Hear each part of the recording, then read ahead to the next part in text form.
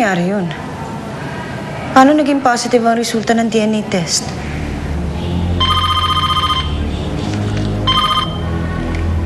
Oh. So how did it go, Violeta?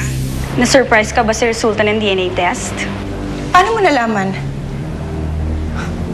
Don't tell me na may kinalaman ka sa naging resulta ng DNA test. Ikaw ba may kagagawan kung bakit naging positive ang resulta? Dahil mabuti akong kaibigan, Violeta, I did a huge favor for you. Ay, bakit hindi mo sinabi sa akin na nagawan mo ng paraan?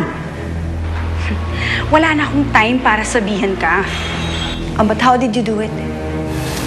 Maswerte ka pa rin, my dear Violeta. Nagtatrabaho pala ang pinsan ko sa laboratory kung saan dinala ang DNA samples ni Changhi at ng bangkay. You are asking too much, Belle. Mahirap yan. I will lose my job kapag nahuli ako. Kaya nga, huwag ka magpapahuli. Sige na, pumayag ka na. Kailangan dayain mo ang resulta ng DNA test. Kailangan lumabas na apo nga ni Changhi ang bangkay. Alright. Okay. Madali naman akong kausap eh. So, how much are we talking about? So, you owe me 2 million pesos, my dear friend. What? 2 million pesos? Such a small price for you to pay para sa katahimikan mo, Violeta. At least, matatahimik na si Changhi sa paghahanap ng nawawala niyang apo. At ngayon, masosolo mo na ang lahat ng kayamanan niya. Sa bagay. Dahil dyan, sige, may bonus ka sa akin. Ha?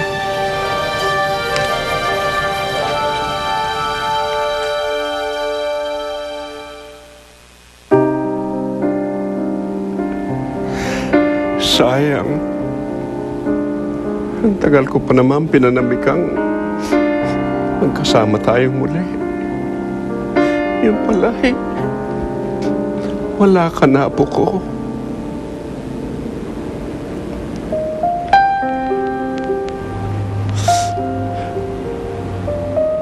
Patawarin mo ako sa mga naging pagkukulang ko.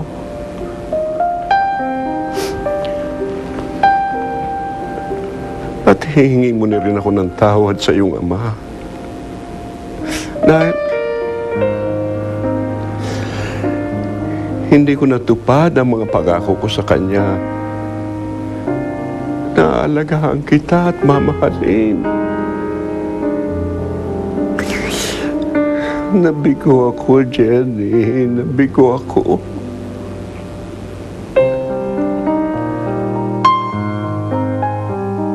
Ang ganda-gandang bata. Hold go up. Whoop! Whoop! Whoop!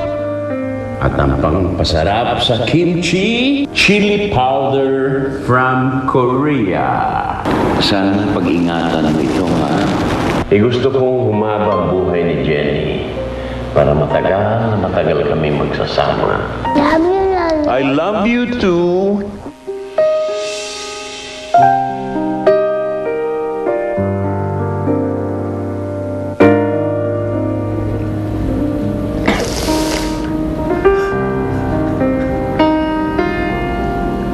Sir Changhi.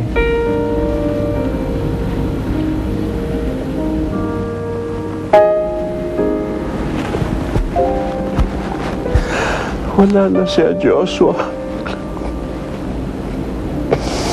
Wala na ang apo ko.